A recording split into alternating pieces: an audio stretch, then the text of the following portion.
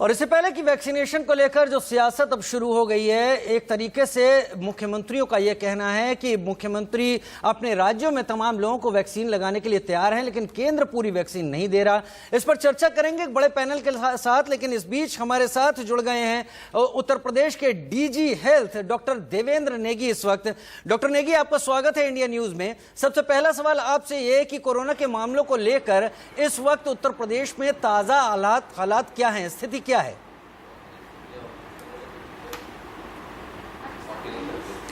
देखिए, जैसा अभी आप यहाँ पे दिखा भी रहे थे कि हमारे यहाँ पे आज पूरे प्रदेश में 6000 के करीब केसेस मिले हैं। और जैसा कि हम लोग का उत्तर प्रदेश का शुरू से ये रहा है कि हम लोग पहले ट्रेस करते हैं, फिर उसको टेस्ट करते हैं, फिर ट्रीट करते हैं। तो उसी प्रकार से जितने भी उनके कॉन्टैक्ट्स होते हैं उनको हम लोग ट्रेस करते हैं। तो जो भी पॉजिटिव केसेस हमको मिलते हैं उनको हम लोग सेपरेट कर देते हैं। तो सेपरेट कर देते हैं तो जो संक्रमण की जो श्रृंखला जो होती है वो कम हो जाती है। तो यही हम लोग का वो है। और साथ में इम्यूनाइजेशन का हम लोग काफ़ी तेज़ी से उसको बढ़ा रहे हैं। और जैसा कि आपको पता है कि माननीय मुख्यमंत्री जी ने वैक्सीन के लिए ग्लोबल टेंडर किया हुआ है। तो इसमें अगर जो हमें केंद्र से जो वैक्सीन मिलती है, इसके अतिरिक्त अगर हमको किसी दूसरे सोर्सेज से भी वैक्सीन मिलती है तो भी हम वो करेंगे। और ताकि जो और ज़्यादा से ज़्यादा केसेस को हम लोग जल्दी से जल्दी वैक्सीनेट कर पाएँ और अपने उसको जो वैक्सीनेट अगर करेंगे तो नंबर ऑफ केसेस वो कम होंगे।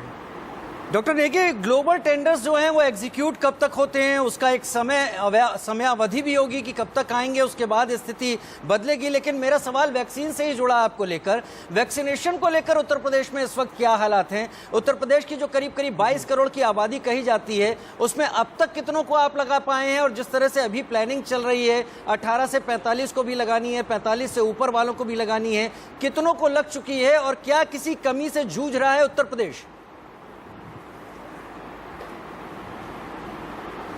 नहीं, ऑफ हैंड तो इस समय मुझको पूरे एग्जैक्ट रिकॉर्ड मुझे पता नहीं है। लेकिन ये कि हम लोग जो भी वैक्सीन ज़्यादा से ज़्यादा, और इवन जो रूरल एरिया में, जैसे यहाँ पर बीच में संक्रमण ये था कि रूरल एरिया में भी संक्रमण हुआ था, तो ऐसी कंडीशंस में हम लोग वहाँ भी वैक्सीन ज़्यादा से ज़्यादा लगा रहे हैं ताकि हर जगह जो है इम्यूनिटी डेवलप हो पाए, हर जगह इम्यूनिटी डेवलप हो पाए। डॉक्टर नेगी, पिछले 24 घंटे में अगर हम आंकड़ा देखें उत्तर प्रदेश में, तो ये आंकड़ा 180 के करीब का अब आ गया है। उत्तर प्रदेश में जो मौत का है, 1,06,000 से ज्यादा एक्टिव केस अगर देखे जाएं इस वक्त उत्तर प्रदेश में हैं। लेकिन कुल 18,760 की मौत की अब तक की खबर उत्तर प्रदेश से आ रही है। ये आंकड़े क्या बड़े शहरों या पीएचसी सीएचसी से जुड़े हुए आंकड़ों से जुड़े हुए हैं, या फिर दूर दराज के कस्बों गांवों में जो मौतें हो रही हैं, क्या उन आंकड़ों को भी आप देख रहे हैं, सब में कैलकुलेट कर रहे हैं? क्या उससे गंभीरता का अंदाजा आप लगा रहे हैं? और क्या आप कहेंगे कि इस वक्त कंट्रोल में है स्थिति, या अभी भी मौत के आंकड़ों के चलते अभी भी गंभीर स्थिति है? देखिए, हम लोग के यहाँ पे रोज़ का रोज़ पेरिफेरी से हर सीएमओ जो है अपनी रिपोर्ट्स भेजता है, और भेजने के बाद में जो भी रिपोर्ट्स होती हैं वो पूरी की पूरी दर्ज होती हैं। तो ऐसा नहीं है कि कोई आंकड़े इसमें छिपाए जाते हैं या कुछ होता है। तो जो भी रिपोर्ट मिलती है हमको, तो वो रिपोर्ट के हिसाब से वो हो रहा है। और जैसे बीच में पहले संक्रमण आप देख रहे थे कि पहले हमारे 25-30 हज़ार तक भी केस पर डे थे, तो आज की तारीख में आप देखिए कि जो हमारी जो हम लोग फॉलो करते हैं 3T का रिजीम जो है, उससे आप देखें आज की तारीख में हमारे पास 6,000 के करीब केसेस ही हैं। और दिन ब दिन नंबर ऑफ केसेस जो है वो घटते ही जा रहे हैं। और इसके लिए हम लोगों ने ग्रामीण अंचल में भी पूरी जो रोज़ जो दवाइयाँ बांटी जा रही हैं, जो निगरानी समितियाँ ग्राम निगरानी समिति के वो देखती है, साथ में जो आशा बहुएँ हैं और हेल्थ वर्कर हैं, वो लोग गांव में जाते हैं जहां पे उनको लगता है कि कोई संभावित पेशेंट्स भी होता है, तो कोई, क्योंकि इसमें जो भी ज़्यादातर मेडिसिन हैं उसका कोई इस तरह का साइड इफ़ेक्ट्स नहीं है, तो उनको हम वो मेडिसिन प्रोवाइड करी जा रही है। साथ ही साथ अगर उनका टेस्ट होना है तो उनको नज़दीकी PSC CSC में ले जाकर उनका टेस्ट भी किया जा रहा है।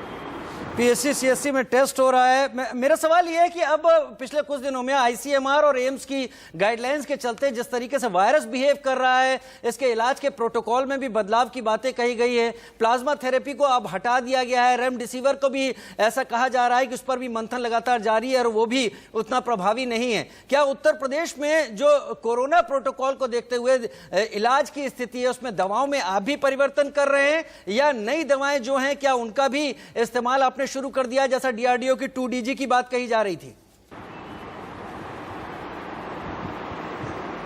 नहीं, DRDO तो अभी हम लोगों ने स्टार्ट नहीं किया, लेकिन जो हमारा शुरू से ही जो है ये हम लोग पूरा उनको पैकेट दिया जाता है। जो होम आइसोलेशन रहते हैं उनको भी हम आइवरमेक्टिन, डॉक्सीसाइक्लिन और जिंक, विटामिन C और विटामिन D के पैकेट घर पर पहुंचाते हैं।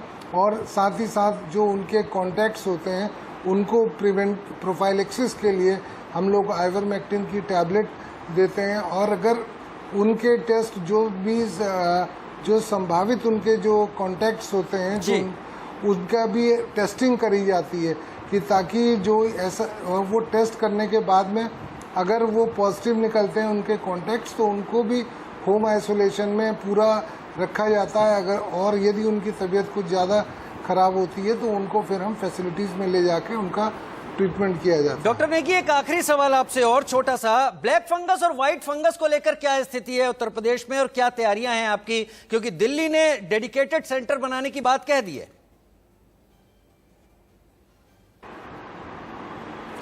देखिए, अभी हमारे यहाँ पे बहुत ज़्यादा केसेस नहीं हैं, लेकिन जो जितने भी हैं उनके लिए हम लोगों ने पूरी समुचित व्यवस्था कर रखी है।